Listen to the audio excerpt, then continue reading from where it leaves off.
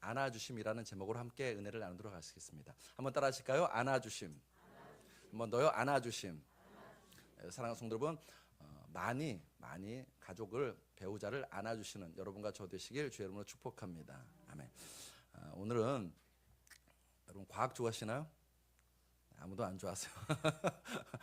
오늘은 지구과학 공부를 좀 해볼까 합니다. 지구에는 이렇게 암석이 있죠. 암석이 있습니다. 크게 세 종류로 나눌 수 있습니다. 화성암, 퇴적암, 변성암 이렇게 나눌 수 있습니다. 화성암은 우리 일상생활에서 많이 볼 수 있는 암석입니다. 특히 우리나라 많이 볼 수 있습니다. 뭐에 쓰이는 거냐? 대표적인 게 뭐냐면 맷돌 있죠. 맷돌 모르나요? 이게 오늘 이렇게 반응이 다들 맷돌 있잖아요. 그 맷돌이 화성암입니다. 그리고 남대문에 가시면 그 남대문의 석축 기단도 화성암입니다. 화성암이고 퇴적암은 잘 아시는 것처럼 역사를 기록해 놓고 있습니다. 뭐 공룡 뼈가 나오는 곳, 매모드가 출토되는 곳 이런 것이 퇴적암에서 그런 것들이 나오는 것입니다. 변성암은 건축에 많이 쓰이는 거예요. 그다음에 조각상에. 여러분 그 유명한 다비드상 있지 않습니까? 그 다비드상이 변성암입니다. 또 우리가 대리석이라고 부르는 그 돌도 마찬가지로 변성암입니다. 자, 이 돌들은 그냥 쉽게 탄생한 돌들이 아닙니다. 화성암은 마그마와 용암이 굳어져서 된 암석이 화성암입니다. 마그마와 용암의 차이 혹시 아시나요? 시험범입니까? 네, 그러면 제가 알려드리겠습니다. 마그마는 아직 지구 안에, 그러니까 땅속 안에서 부글부글 끓고 있는 그게 마그마고, 그 부글부글 끓고 있는 그 마그마가 땅 밖으로 나올 때 그것을 용암이라고 부릅니다. 그러니까 둘 다 사실 같은 건데 지금 이게 땅 속에 있느냐, 땅 밖으로 나왔냐 그 차이입니다. 그게 굳어져서 화성암이 되는 것이고, 퇴적암은 말 그대로 수십 년 또 수백 년 수천 년의 세월 동안 여러 가지 퇴적물들이 오랫동안 쌓이고 굳어져서 만들어진 것이 퇴적암입니다. 변성암은 이 화성암과 퇴적암이 물리화학적인 어떤 작용을 받아서 변화된 암석이 이 변성암입니다. 여러분 암석 하나도 쉽게 이루어진 것이 아닙니다. 화성암은 뜨거운 열정 속에서 탄생했다고 볼 수 있습니다. 퇴적암은 인고의 시간 속에서 만들어진 암석이 퇴적암입니다. 변성암은 변화의 고통 속에서 나온 것이 변성암입니다. 그런 식구가 있죠. 한 송이 국화꽃을 피우기 위해 소촉새는 언제부터 울었대요? 봄부터 그렇게 울었던가. 그런 식구가 있어요. 한 송이 국화꽃을 피우기 위해서도 봄부터 소촉새가 그렇게 울었듯이 이런 암석들도 그냥 된 것이 아니라 태고적부터 지구가 몸부림치는 과정 가운데서 만들어진 것들이 이 암석들입니다. 하다못해 돌도 암석도 그냥 이루어지지 않았습니다. 그렇다면 사람인 우리도 마찬가지입니다. 인물은 그냥 나오지 않습니다. 바울이 처음부터 그렇게 위대한 사도 바울이 아니었다는 것입니다. 인고의 시간과 주변 사람들의 도움이 있었기 때문에 바울이 바울 될 수 있었습니다. 오늘 그것을 좀 살펴보려고 합니다. 바울이 고린도에 도착했습니다. 선교를 여행을 하다가 고린도에 도착했습니다. 고린도는 아가야 지방의 수도입니다. 이 아가야 지방 우리식으로 하면 이런 거예요. 대한민국의 수도는 어디죠? 네, 서울입니다. 저는 갑자기 인천이라고 할 뻔했어요. 저 인천을 너무너무 사랑하니까. 대한민국의 수도는 서울이에요. 자, 그런데 충청도 하면 딱 대표되는 도시가 있죠. 중심 도시. 대전 뭐 이렇게 있습니다. 경상도는요?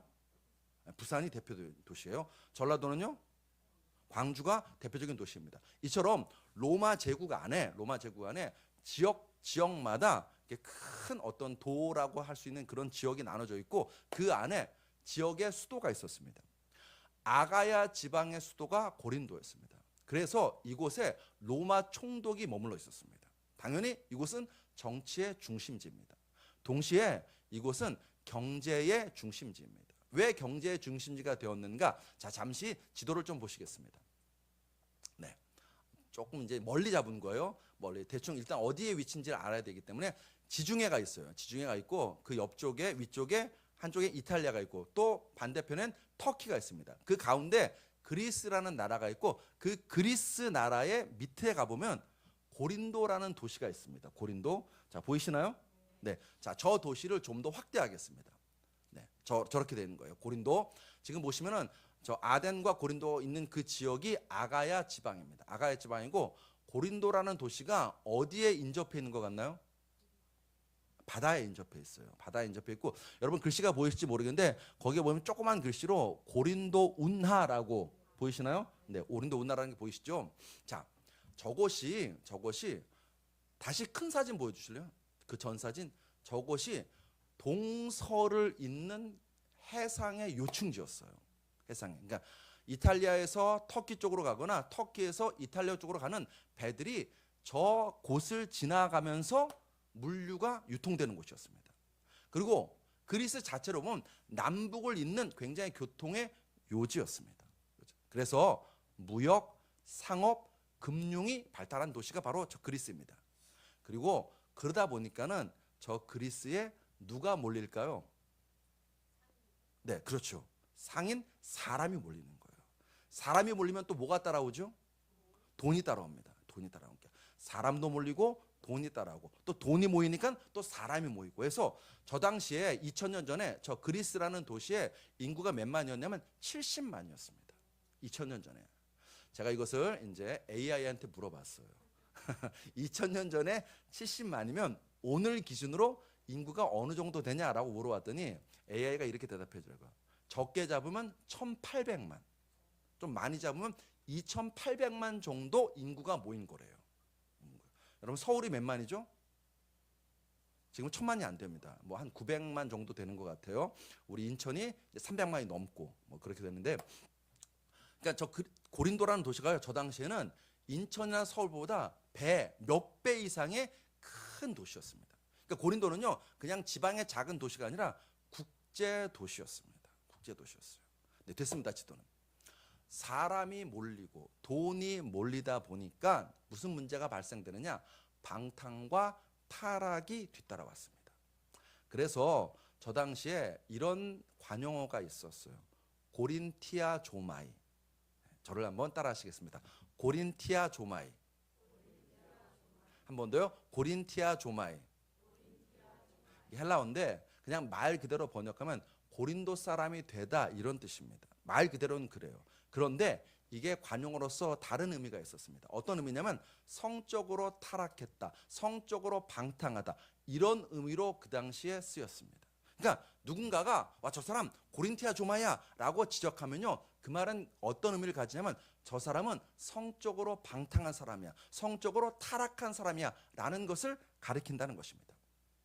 이 당시 고린도에는 여러분 고대 사회에서 특히 저런 중동 저 사회에 신전에는요 그냥 신전이 아니라 여사제들이 있었습니다. 그리고 이 여사제들은 오늘날 개념으로 보면 매춘부랑 거의 같다고 보시면 됩니다. 성적으로 굉장히 타락했는데 고린도 신전에는 무려 몇 명이 있었냐면 1000명이 있었습니다. 그런 사람들이. 그래서 성적으로 굉장히 타락한 도시가 바로 이 고린도입니다. 야, 그럼 이런 도시는 관심 두지 말아야 되겠다라고 하시면 안 됩니다. 왜 그러는가? 이 도시가 굉장히 신약 성경에서 중요합니다. 이 도시에서 데살로니가 전서가 기록되었고 데살로니가 후서가 기록되었고 신약 성경에서 가장 중요한 말씀이라고 생각될 수 있는 로마서가 바로 이 고린도에서 기록되었습니다.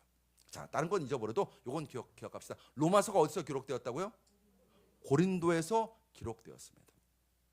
그러니까 바울 서신을 알려면 고린도를 좀 알 필요가 있습니다. 바울 서신 곳곳에는 이 고린도에 대한 이해를 깔고 있는 말들이 자주 등장합니다.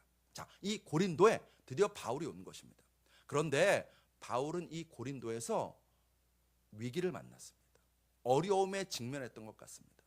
오늘 보면 9절에 보시면 우리 9절 말씀 같이 읽겠습니다. 시작. 밤에 주께서 환상 가운데 바울에게 말씀하시되 두려워하지 말며 침묵하지 말고 말하라. 하나님께서 바울에게 이렇게 말씀하세요. 그 얘기는 뒤집어서 이야기하면 바울이 이때 뭐 하고 있었던 거예요? 두려워하고 있었던 거예요. 또 뭐 하고 있었던 거예요? 침묵하고 있었던 거예요. 바울 자신도 자신이 당시 고린도에 갔을 때 그렇게 상태가 안 좋았음을 고백합니다. 고린도전서 2장 3절에 내가 너희 가운데 거할 때 약하고 두려워하고 심히 떨었노라 라고 고백합니다. 어느 정도인가? 어느 정도냐면 말문이 막힐 정도로 바울의 상태가 안 좋았습니다. 고린도후서 10장 10절에 그들의 말이란 고린도 교회 성도들의 말이에요. 또는 고린도 사람들의 말입니다. 그들의 말이 그의 편지란 바울의 편지를 말합니다. 그의 편지들은 무게가 있고 힘이 있으나 그가 즉 바울이 몸으로 대할 때는 즉 얼굴과 얼굴로 만날 때는 약하고 그 말도 시원하지 않다 하니.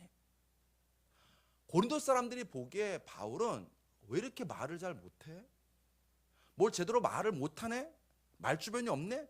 이런 사람으로 비쳤다는 것입니다. 근데 이게 의아한 점이 뭐냐면 바로 앞에 고린도에 오기 전에 여러분 아까 지도에 보시면 고린도 위에 어떤 도시가 있었는지 혹시 기억나시나요? 고린도 위에 바로 위에 아덴이 있었습니다. 네, 감사해요. 저 아덴이라는 도시를 바울이 거쳐서 고린도를 왔거든요. 그 아덴에서 바울은 어땠는가? 사도행전 17장 18절에 어떤 에피쿠로스는 이제 철학 학파를 이야기합니다. 철학자들 어떤 에피쿠로스와 스토아 철학자들도 바울과 쟁론할세. 어떤 사람은 이르되 그다음 뭐라고 나오나요? 말쟁이래요. 누굴 지칭하는 걸까요? 바울을 지칭하는 거예요. 아덴 사람들이 바울에게 이 말쟁이가 무슨 말을 하고자 하느뇨 하고 아테네에서는 바울이 얼마나 말을 잘했는지 더구나 철학자들과 논쟁이 붙어도 지지 않을 만큼 바울이 말을 잘했다는 것입니다. 그래서 아테네 사람들은 말해요. 야, 이 사람 말쟁이야 라고 지칭할 정도로 바울이 말을 잘했습니다. 그런데 그랬던 바울이 바로 옆 도시 고린도에 와서는 두려워합니다. 침묵합니다. 말을 잘 못해요. 여러 가지 이유가 있을 수 있어요. 첫 번째, 바울이 사도행전에서 보듯이 아덴에서 사역할 때 그렇게 선교 열매가 많지 않았습니다. 아마 그것 때문에 좀 마음이 상했나? 첫 번째 이유가 될 수 있습니다. 두 번째, 바울이 고린도에 왔더니요 너무 방탕해요. 너무 음란해요. 여러분 이제 선교사님들 또 목회자들이 어떤 외국 도시를 가면요 그런 걸 느낄 때가 있어요. 영적으로 눌리네? 이런 거 느낄 때가 있습니다. 바울이 어쩌면 이 고린도에 와서 그런 상황에 처했을 수도 있어요. 내지는 거듭되는 핍박과 외로움으로 인해서 몸과 마음이 지쳐있는 상태일 수도 있습니다. 무슨 이유든 바울은 눈동자가 흔들리고 있어요. 하나님이 걱정하실 정도로 바울의 상태가 안 좋았습니다. 우리도 그런 때가 있죠. 밥맛이 떨어져요. 잠이 안 와요. 머리가 아파요. 뭔가 정신이 띵해요. 심장이 두근두근대요. 숨이 잘 안 쉬어요. 그래서 병원에 가면 아무 문제 없대요. 병명은 두려움이에요. 걱정이에요. 근심이에요. 위축되고 눌려 있는 것입니다. 두려움이 여러분과 저의 영혼을 갉아먹고 있는 것입니다. 그래서 우리의 몸 상태가 그런 것입니다. 잠언 15장 13절에 보시면 마음의 근심은 심령을 상하게 하느니라. 잠언 17장 20절에서 심령의 근심은 뭘 마르게 한대요? 뼈를 마르게 한대요. 두려워하고 걱정하고 염려하면 여러분과 저의 뼈가 마르는 거예요. 여러분과 저의 위장이 뒤틀리는 거예요. 문제는 이 두려움이 걱정과 근심이 사람 가리지 않고 찾아온다는 겁니다. 미국 워싱턴에 가면 루터래요. 조지 워싱턴도 아니고 갑자기 링컨 대통령, 아브라함 링컨 대통령이 항상 갖고 있었던 성경이 전시되어 있다고 합니다. 근데 재미난 사실은 그 성경에 한 지점이 손때가 잔뜩 묻어 있대요. 거기가 어디냐면 시편 34편 3절입니다. 한번 우리 같이 읽어볼까요? 시작. 내가 여호와께 간구하매 내게 응답하시고 내 모든 두려움에서 나를 건지셨도다. 링컨은요 이 성경 말씀을 수시로 열었다는 것입니다. 그 얘기는 뭐예요? 두려워하고 있는 것입니다. 걱정하고 있는 것입니다. 염려하고 그의 영혼이 위축되어 있는 것입니다. 걱정, 의심, 염려로 입이 바짝바짝 타들어가고 있는 것입니다. 사랑하는 성도 여러분, 링컨에게도 바울에게도 여러분과 저에게도 두려움과 걱정과 근심과 염려가 몰려올 수 있습니다. 아니 몰려옵니다. 몰려와서 숨이 잘 안 쉬어지고 가슴이 답답하고 입이 바짝바짝 마들나가고 아무것도 먹고 싶지 않을 때가 있을 거예요. 그런데 역사는 성경은 보여줍니다. 링컨은 그 두려움을 극복하고 역사의 인물이 되었습니다. 바울은 그 두려움을 극복하고 하나님 나라의 인물이 되었습니다. 그럴 수 있는 비결이 무엇인가? 오늘 성경은 여러분과 저에게 두 가지를 알려줍니다. 첫 번째, 저를 따라 하시겠습니다. 하나님의 안아주심. 한 번 더요. 하나님의 안아주심. 오늘 본문 9절 상반절에 이런 말씀이 있어요. 우리 같이 읽겠습니다. 시작. 밤에 주께서 환상 가운데 바울에게 말씀하시되. 저는 이 구절이 이렇게 읽힙니다. 어떻게 읽히냐? 하나님께서 바울을 찾아오셔서 안아주셨구나. 하나님께서 바울을 보호하시는구나. 하나님께서 바울을 눈동자같이 지키시는구나 라고 읽힙니다. 사랑하는 성도 여러분, 하나님께서 하나님의 말씀이 임한다는 것은 하나님이 여러분과 저를 안아주시는 것입니다. 하나님 말씀이 임한다는 것은 하나님께서 여러분과 저를 눈동자같이 지키신다는 것입니다. 왜 그렇게 해석할 수 있냐면 신명기 말씀에 이런 말씀이 있어요. 우리 신명기 1장 31절 말씀 같이 읽어보겠습니다. 시작. 광야에서도 너희가 당하였거니와 사람이 자기 아들을 안는 것 같이 너희 하나님 여호와께서 너희가 걸어온 길에서 너희를 안으사 이곳까지 이르게 하셨느니라. 아멘. 여기 재미난 표현이 있습니다. 하나님이 이스라엘 백성을 어떻게 하셨대요? 안으셨대요. 아들을 안는 것처럼 안으셨대요. 여러분 출애굽기 읽어보십시오. 민수기 읽어보십시오. 신명기 읽어보십시오. 하나님이 이스라엘 백성을 안아주셨나요? 그런 거 없습니다. 그런 거 없어요. 이스라엘 백성은 그 광야길을 걸었어요. 매일매일 걸었습니다. 40년을 걸었습니다. 걸어서 출애굽에서 약속의 땅 가나안까지 갔습니다. 그런데 하나님께서 말씀하십니다. 내가 너희를 안았잖아. 너희를 안고 애굽에서 약속의 땅 가나안까지 갔잖아 라고 신명기 1장 31절에서 말씀하십니다. 광야에서 하나님이 하신 것은요 하나입니다. 뭐 했느냐? 말씀을 주셨어요.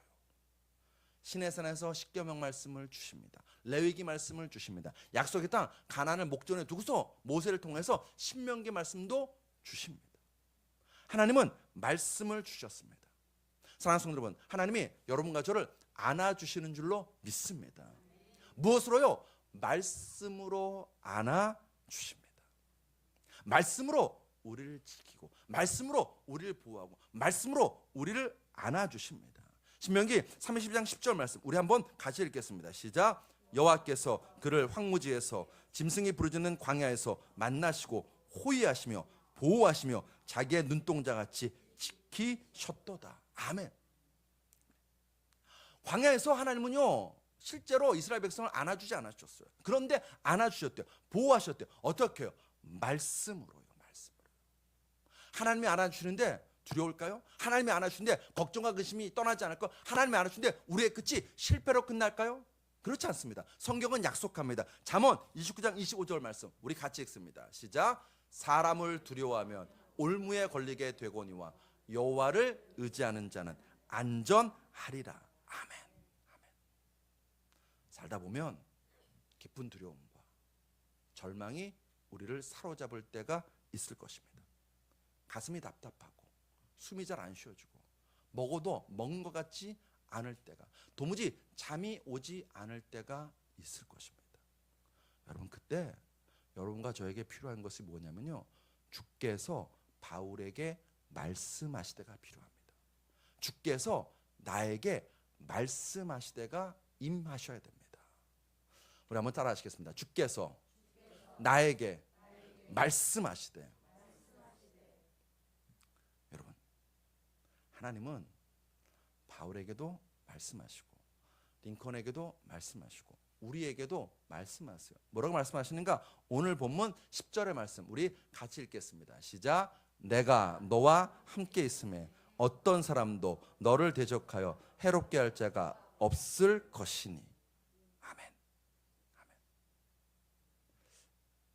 믿어지시나요? 이 말씀이 내 말씀으로 붙잡혀지시나요? 그 은혜가 꼭 있게 되시기를 간절히 축복합니다.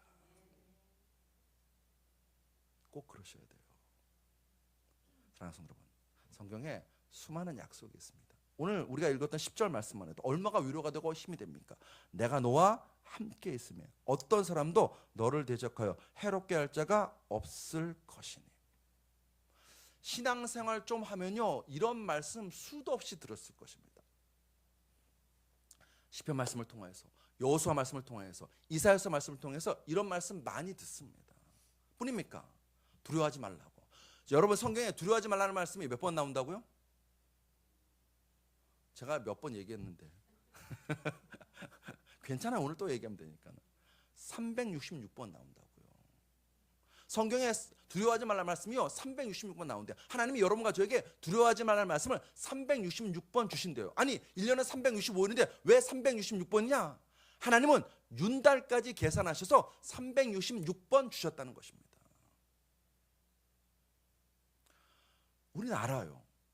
하나님 나를 지키시는 것 알아요. 하나님 나를 보호하시는 것 알아요. 하나님 나를 안아주신 것 알아요. 그렇게 들었어요. 두려워하지 말라는 말씀 들었어요. 오늘도 여러분과 저는 듣고 있습니다. 10절에 내가 너와 함께 있으면 어떤 사람도 너를 대적하여 해롭게 할 자가 없을 것이니 라고 들었어요. 머리로 알아요. 그런데 머리 한편에서 금세 이런 생각이 떨어져. 진짜? 난 지금 어려운데? 회사에서 나를 괴롭힌 놈이 있는데? 일터에서 나를 정말 힘들게 하는 갑질하는 인간이 있는데? 내가 그렇게 기도했는데 내 사정과 형편이 안 풀리는데?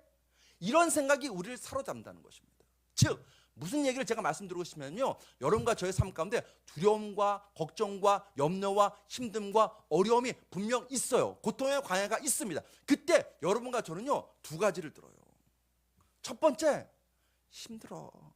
저 인간 왜 저렇게 나를 괴롭히지? 왜 이렇게 안 되지? 도무지 풀리지 않지? 내가 기도했는데 바뀌는 게 없네 라는 게 내 안에서 들려요. 또 들려요. 뭐라고 들리냐고요? 10절에 내가 너와 함께 있단다.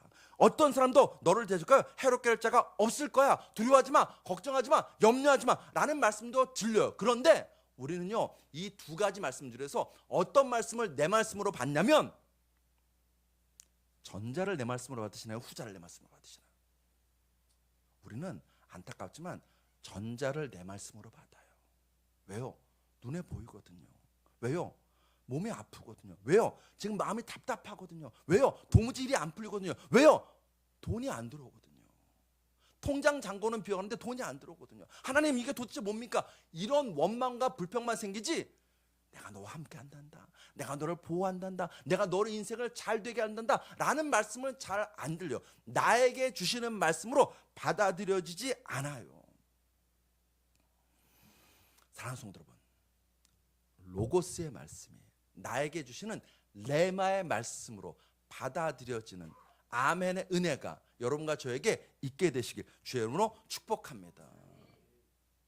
우리가 이것 누려야 됩니다. 우리의 특권입니다. 하나님의 자녀된 특권입니다. 여러분 나유리가 여러분한테 찾아가서 자전거 한 대 사주세요. 그럼 사주시겠어요? 네, 그렇죠. 안 사줘요. 내 자식을 사주지 내 손주를 사주지 왜 사줘? 안 사줘요. 아이스크림 하나 사줄 수 있겠죠. 안 사줘요. 나는 누구한테 와서 말해야 되나요? 아빠한테 말해야 되죠. 또는 할아버지나 할머니한테 말할 수는 있어요. 왜요? 손자니까, 자녀니까. 여러분과 저희 아버지는 누구신가요? 아멘입니다. 아멘입니다. 말씀하세요. 들으세요. 저는 예배 때마다 예배를 준비할 때 기도해요. 하나님, 우리 사랑하는 성도들이 그저 왔다 그저 가는 사람 단 한 사람도 없게 해주시옵소서. 설교 말씀이 선포될 때에 하나님의 음성이 우리 성도들에게 들려지게 해달라고 기도합니다. 왜요? 나에게 주시는 레마의 말씀을 받아야 살아갈 수 있으니까요. 힘드시잖아요. 어려우시잖아요. 기름값은 계속 올라가잖아요. 주유소 가기가 무섭잖아요. 우리가 의지할 수 있는 것 하나님 아버지뿐인 줄로 믿습니다. 성경에 있는 약속이 얼마나 많습니까? 그런데 그 약속을 내 약속으로 받는 은혜가 있게 되기를 이 목사 목노아 부르짖습니다. 내게 주신 말씀을 받는 것입니다. 약속의 말씀. 못 들으셨어요? 예배 또 드리십시오. 예배 또 드리십시오. 설교 말씀 또 들으십시오. 제가 어떤 때는 주일마다 전체 단톡방에 한 번씩 올려드리잖아요. 이미 들었던 설교 말씀 또 들으시라고. 들으세요. 듣고 또 들으셔서 내게 주시는 레마의 말씀을 받는 여러분과 저 되시길 주 이름으로 축복합니다. 말씀 임하면 하나님의 안아주심을 느낍니다. 여러분 우리가 매일 성경을 읽는 이유가 여기에 있지 않나요? 성경 읽다 보면요 위로가 찾아와요. 하나님이 주시는 위로가 있어요. 하나님이 주시는 소망이 있어요. 그거 받는 것입니다. 그러면 두려움을 이기고 인물이 됩니다. 그러면 실패를 이기고 인물이 됩니다. 그러면 고난을 이기고 인물 되는 줄로 믿습니다. 하나님이 안아주십니다. 그거 누리십시오. 두 번째, 사람의 안아줌이 있습니다. 사람의 안아줌. 오늘 보면 5절 하반절 말씀 우리 같이 읽겠습니다. 시작. 바울이 하나님의 말씀에 붙잡혀 유대인들에게 예수는 그리스도라 밝히 증언하네. 여기 보시면 아주 특이한 구절이 있습니다. 바울이 하나님 말씀에 붙잡혔다고 나옵니다. 두 가지로 해석할 수 있습니다. 첫 번째는 바울이 그렇게 낙심하고 고민하고 있을 때 강권적인 성령의 역사가 임하셔서 바울이 말씀으로 충만해졌다. 이런 의미로도 해석할 수 있고 또 하나는 바울이 다시 힘을 내어서 말씀을 선포한다. 이런 의미로도 해석할 수 있습니다. 둘 다 우리에게 주어진 것은 이것입니다. 바울이 말씀의 능력에 붙잡혀서 다시 힘있게 말씀을 선포하는 상태로 바뀌었다는 것입니다. 그럴 수 있는 원인이 뭘까? 5절 하반절의 역사가 어떻게 일어났는가? 5절 상반절의 원인이 나옵니다. 우리 5절 상반절 같이 읽습니다. 시작. 실라와 디모데가 마게도냐로서 내려오매 바울이 하나님 말씀에 붙잡혀 유대인들에게 예수는 그리스도라 밝히 증언하니. 누가 내려왔대요? 실라와 디모데. 제 얼굴이 폈지 않았네 방금? 누가 왔기 때문에? 유빈과 민지가 왔기 때문에 제 얼굴이 폈어.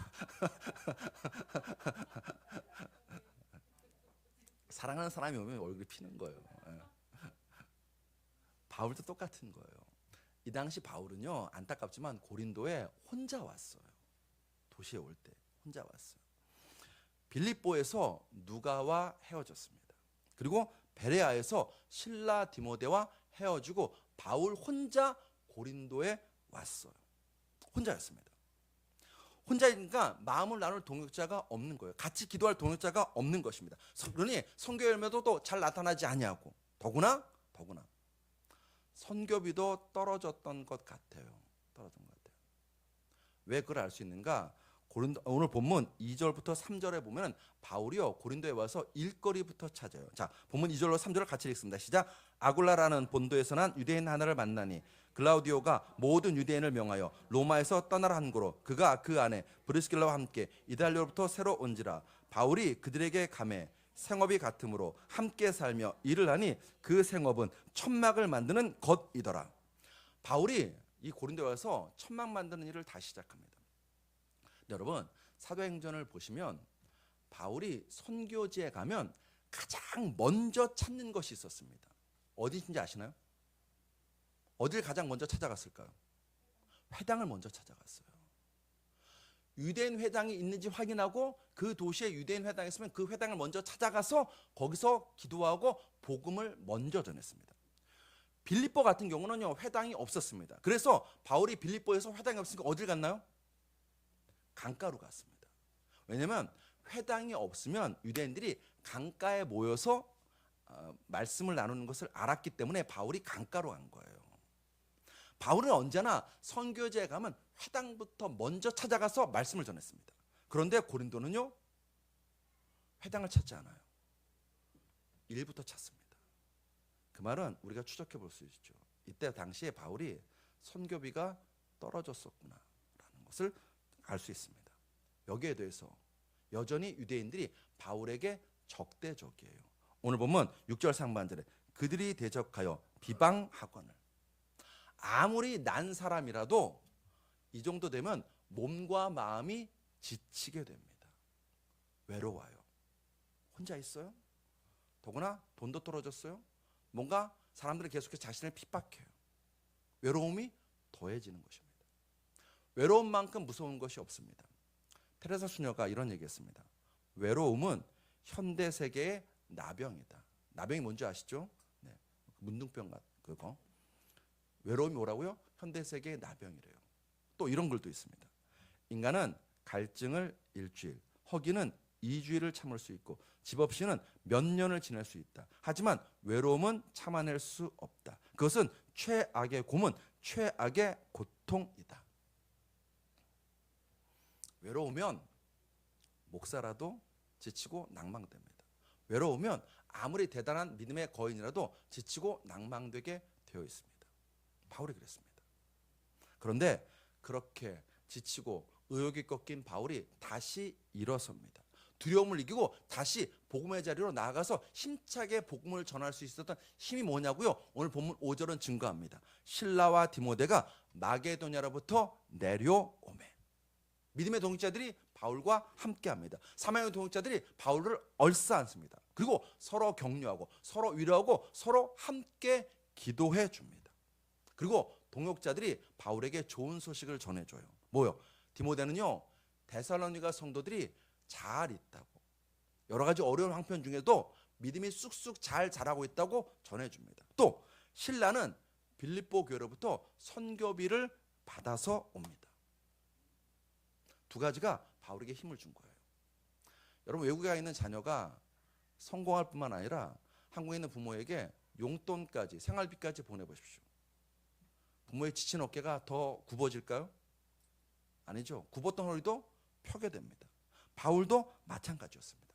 성도들의 믿음이 쑥쑥 크고 있다는 소식이 바울에게 위로와 격려를 주었습니다. 또 선교비가 바울로 하여금 다시 일어설 수 있는 기반이 되었습니다. 아브라함 링컨 얘기를 또 해볼까요? 우리가 잘 아는 것처럼 아브라함 링컨은 저격당했습니다. 저격당했어요. 죽었어요. 죽고 난 다음에 이제 유품을 정리합니다. 유품을 정리하는데 그의 양복 안에서 꼬깃꼬깃 접혀져 있던 종이 한 장이 발견되었습니다. 뭔가 봤더니 신문 사설이었어요. 신문 사설. 그 신문 사설이 제목이 뭐였는가? 아브라함 링컨은 역대 정치인들 중에서 최고의 정치인이라 할 수 있다 라는 제목의 신문 사설이었습니다. 이 당시 아브라함 링컨은 정치적으로 공격을 받고 있었습니다. 매스컴에서는 아브라함 링컨의 정책에 대해서 여러 가지 비판을 내놓고 있었습니다. 아브라함 링컨은 정치적으로 여러 가지 위기를 만나고 있었습니다. 그때 아브라함 링컨이 뭐 했냐고요? 첫 번째, 시편 34편 4절을 열어서 두려움에서 건지시는 하나님을 만납니다. 하나님의 안아주심을 누립니다. 두 번째, 아브라함 링컨이 뭐 했냐고요? 사람의 안아주심을 누립니다. 뭘요? 그 사설을 편 거예요. 그걸 들고 다닌 거예요. 뭐라고 써 있냐고요? 아브라함 링컨은 역대 정치인들 중에서 최고의 정치인이라 할 수 있다라는 그 사설을 갖고 다니면서 힘들 때마다 읽어본 거예요. 사랑하는 성도 여러분, 이런 말이 있습니다. 사람에게 진정 필요한 것은 밥이 아니라 사랑이다라는 말이 있습니다. 저를 한번 따라하시겠습니다. 사람에게 진정 필요한 것은 밥이 아니라 사랑이다. 그렇다고 해서 다음 주에 외식에 참석하지 않는 분 단 한 사람도 없이 다 오셔서 밥도 드시고 사랑도 누리십시오. 아브라함 링컨 같은 그런 대단한 인물도 사람의 격려와 위로와 사랑이 필요합니다. 바울 같은 그 대단한 하나님의 사람도 사람의 위로와 격려와 사랑이 필요합니다. 여러분과 저에게도 사람의 위로와 격려와 사랑이 필요하다는 것입니다. 그러므로 사랑하는 성도 여러분, 오늘 집에 돌아가셔서 우리 윤봉 형제님, 성자매를 안아주세요. 윤석 집사님, 유전 집사 안아주십시오. 사람이 안아줌이 필요합니다. 사람의 안아줌이. 남편 안아주세요. 아내 안아주세요. 자녀 안아주십시오. 안아주십시오. 교회 성도들도 이성끼리는 안 돼요. 동성끼리. 김 집사님 안아주세요. 수술 받느라고 수고했다고, 회복하느라고 수고했다고 안아주십시오. 안아주십시오. 그 안아줌이 우리에게 필요합니다. 안아주기 어려우면 손잡아주면 기적이 일어납니다. 기적이 일어나요. 믿으시나요? 안 믿는 눈치인데 사진 한 장을 보여드리겠습니다. 왜 안 나올까요? 네, 저분이 누구냐면 호주 사람이에요. 기사를 찾아보면 지금도 그 기사가 아직도 있더라고요. 저분은 호주 사람이고 이름이 케이트 오구입니다. 케이트 오구예요. 누구를 안고 있나요? 그냥 아기라고 하지 말고 완전 신생아를 안고 있어요. 신생아를 안고 있어요. 저분이 쌍둥이를 임신했습니다. 그런데 27주 만에 이 쌍둥이가 나왔어요. 27주 만에 나오면 괜찮지 않은 거잖아요. 네, 위험한 거예요. 쌍둥이가 나왔는데 딸은 다행히 건강했어요. 근데 문제는 저쪽 품 안에 있는 저 아들이 호흡을 제대로 못하는 것입니다. 의사들이 저 아기가 원활하게 호흡을 하기 위해서 갖은 수를 썼는데 안 되는 겁니다. 결국 20분 만에 저 아기가 사망해요. 의학적으로 사망 진단이 내려졌습니다. 그럼 어디로 가야 되나요? 영안실로 가야 되잖아요. 간호사들이 저 아기를 영안실로 데리고 가려고 할 때 저 엄마가 의사에게 부탁해요. 이 아기를 내가 좀 품에 안고 싶다고. 그 다음 사진 한번 보여주실래요? 네. 안는데 어떻게 안았냐면은 남편한테도 얘기해요. 옷을 벗으라고. 벗고선 엄마도 옷을 벗고 이렇게 체온을, 아기한테 엄마 아빠의 체온을 느껴주게 하고 싶어서 옷을 다 벗고 아기를 체온으로 안는 거예요. 맨살로 안는 것입니다. 저렇게 안고 2시간 동안 사랑한다고 엄마가 이야기해 주는 것입니다. 그리고 2시간이 지나서 엄마가 마지막으로 아기한테 뽀뽀하고 마지막으로 저 아기에게 엄마가 젖을 물려줘요. 엄마의 마음 이해되시죠? 젖을 물려줍니다. 근데 놀라운 기적 같은 일이 벌어져요. 저 아기가 갑자기 숨을 쉬기 시작하고 손가락을 움직이는 거예요. 의사를 불렀습니다. 봤더니 살아있는 거예요. 의사가 살아났다고. 사랑하는 성도 여러분, 안아주었더니 죽은 아기가 살아났어요. 사랑한다고 고백했더니 사망 진단 받은 아기가 그 소리를 듣고 살아났습니다. 남편이 어깨가 축 처져서 들어올 때가 있을 것입니다. 아내가 여러 가지로 마음이 상해서 힘들어하는 순간이 있을 것입니다. 또는 주변의 가족들, 이웃들이 마음이 상해서 안타까워서 기도조차도 못하고 있을 때가 있을 것입니다. 그때 사랑하는 성도 여러분, 보이시면 안아주십시오. 품에 안아주십시오. 이성이면 손잡아 주십시오. 괜찮다고, 하나님이 사랑하신다고, 하나님이 함께 하신다고 말씀해 주십시오. 사랑은 두려움을 이깁니다. 안아주면 기적이 일어납니다. 그래서 예수님께서 십자가 지시기 전에 뭐라고 하셨나요? 여러분과 저에게 뭐라고 하셨나요? 사랑한다고, 내가 너희를 끝까지 사랑한다고 말씀하십니다. 요한복음 13장 1절의 말씀 우리 같이 읽겠습니다. 시작. 유월절 전에 예수께서 자기가 세상을 떠나 아버지께로 돌아가실 때가 이른 줄 아시고 세상에 있는 자기 사람들을 사랑하시되 끝까지 사랑하시니라. 아멘.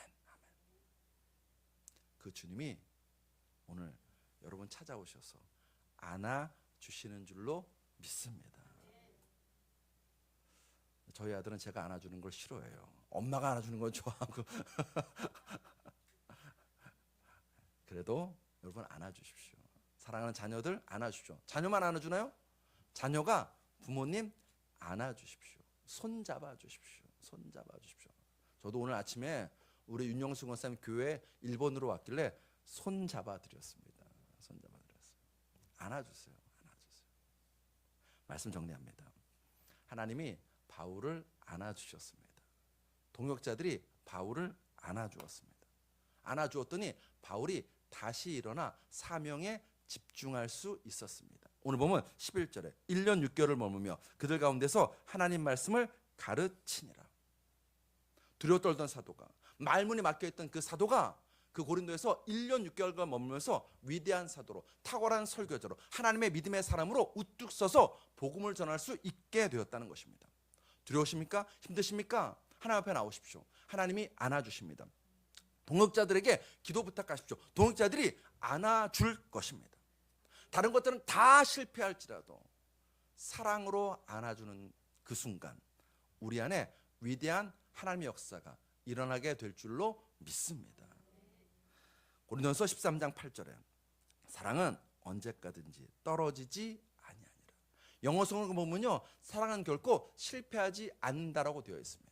로마서 8장 37절이요. 그러나 이 모든 일에 우리를 사랑하신 이로 말미암아, 나를 사랑하신 이로 말미암아 우리가 넉넉히 이기느니라. 이 은혜가 우리에게 부어주고 있습니다. 우리의 끝은 바로 이 모습입니다. 그러니 지금 내 모습이, 지금의 현실이 힘들다고, 어렵다고 주저앉고 포기하지 마시고 오늘도, 내일도, 이번 달도, 다음 달도 믿음의 전진을 해 나가시는 여러분 다 되시길 주 이름으로 축복합니다. 그리고 이렇게 전진해 나가다가 힘들면 저에게도 말씀하시고 하나님께도 말씀하시고 옆에 있는 동역자들에게도 말씀하십시오. 그러면 같이 중보 기도함으로 안아주는, 사랑으로 안아주는 역사가 여러분과 저의 삶 가운데 있게 될 줄로 믿습니다. 기도하시겠습니다. 아버지 하나님, 참 감사합니다. 우리가 무엇이라고 우리를 자녀 삼아 주시옵시고 새 옷, 좋은 옷, 새 신, 그 다음에 가락지 끼워주시고 하나님의 잔치자리로 초대해 주시오니 참으로 감사드립니다. 그곳에서 나를 안으시고 나를 품으시고 나와 함께 하시는 아버지 하나님의 사랑을 누리게 하여 주시오니 참으로 감사드립니다. 아버지 하나님, 진실로 우리 안에 계시옵시고 날마다 우리를 안아 주시옵시고 내게 주시는 하나님의 음성을 듣는 우리 모두가 되게 하여 주시옵소서. 그래서 어떤 순간에도 지치고 낭망하고 포기하는 인생이 아니오라 믿음으로 승리를 향하여서, 하나님이 주시는 승리를 향하여서 전진해 나아가는 우리 모두가 되게 하여 주시옵소서. 예수 그리스도로 감사하며 기도드렸사옵나이다. 아멘.